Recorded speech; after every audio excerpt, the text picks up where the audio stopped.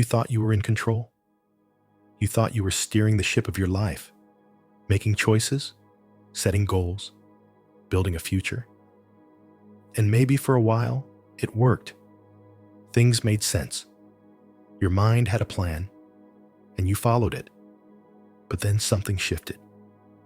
One day, the control you thought you had slipped through your fingers. Life didn't go the way you expected. The path crumbled, and suddenly, you were left with uncertainty, pain, and a deep spiritual question. What is happening to me? This is where the real spiritual awakening begins. Not with bliss and light, but with breakdown. Not with answers, but with silence. And the first truth that hits you hard is this: you are not in control anymore. But here's the secret: you never were. That was always the illusion. Awakening doesn't come to those who cling tightly to control. It comes to those who are willing to lose everything they thought they needed to feel safe. Because real freedom doesn't come from controlling life. It comes from surrendering to it. From the time we're young, we're taught to believe that control equals success. We're told to work hard, plan well, make the right decisions, and we'll be rewarded. But that version of life only serves the ego. The idea that you are a separate who must manage life. The truth is, life has always been happening through you. The breath comes and goes. The heart beats on its own. Thoughts arise without your permission. Even your desires. Did you really choose them? Or did they appear one day like clouds in the sky? When awakening begins, the ego's sense of control starts to dissolve, and the mind panics. It feels like your whole life is falling apart. You may lose your career, your relationships, your ambitions, your health. It may even feel like you're losing your mind. But this collapse isn't here to destroy you. It's here to liberate you. It's here to strip away everything that isn't real, everything that was built on illusion, so that you can remember what you truly are, the silent awareness behind all of it. This is the paradox of awakening. The more you try to control it, the more it hurts. But the moment you stop fighting, when you stop resisting what's happening and finally let go, there's peace. Not the peace of everything going well, but the peace of resting in what is. In that stillness, you realize something radical. Life doesn't need you to be in control. It was never asking you to carry the weight of the world. That pressure came from the ego, not from truth. You might be wondering, if I'm not in control, then who or what is? The answer is life itself, consciousness, the Tao, God, awareness. Whatever name you give it, it's the intelligence behind all things. It's what grows the trees, moves the stars, and breathes your body. It doesn't operate through planning. It moves in spontaneity. It flows. And the more you surrender to this deeper current, the more you'll find your life unfolding with grace, without effort. But this isn't a mental surrender. You can't just say, "I surrender," and expect peace to flood in. This is about deep trust. Trusting even when nothing makes sense. Trusting even when you're hurting.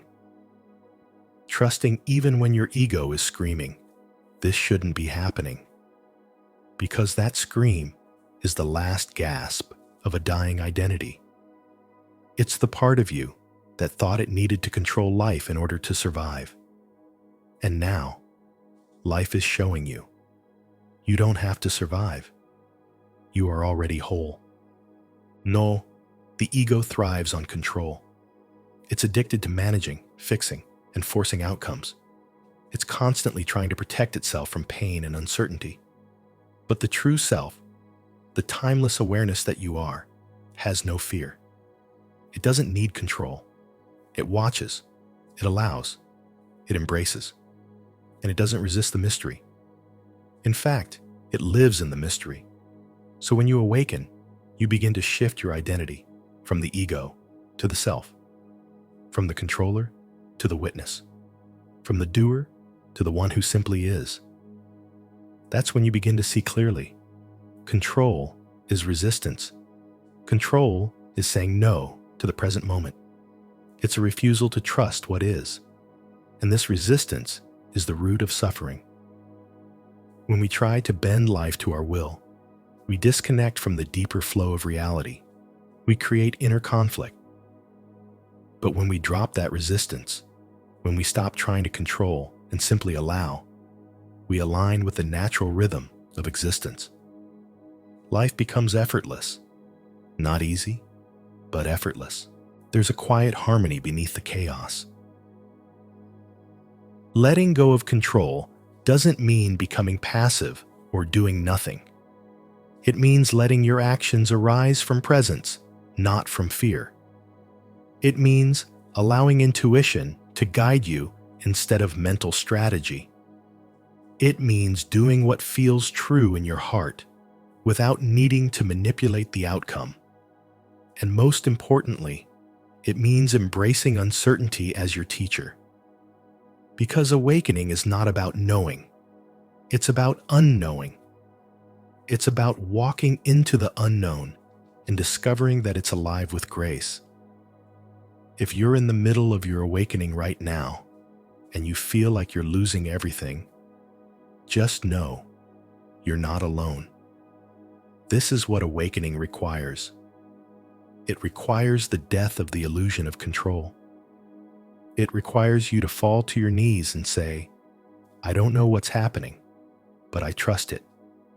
And when you do that, not from the mind, but from your being, something opens, something shifts. The light comes in, not because you made it happen, but because you stopped trying to.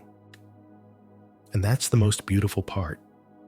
When you stop trying to control everything, you begin to see the miracles. You begin to notice the synchronicities, the gentle nudges, the divine timing. You meet the right people. The answers appear. The path unfolds, not because you forced it, but because you got out of the way. Life was always trying to support you. It just needed you to stop micromanaging it. So here's what I want you to remember. You're not in control anymore. And that's the best thing that could have ever happened to you. Because now, you're being returned to the truth of who you are. Not the character in the story. Not the one chasing success. But the one who watches it all. The one who remains when the story fades. The one who has always been here. Silent, still, and free. You're not failing. You're waking up.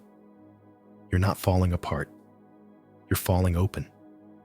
Your identity is being dismantled so your true nature can shine through.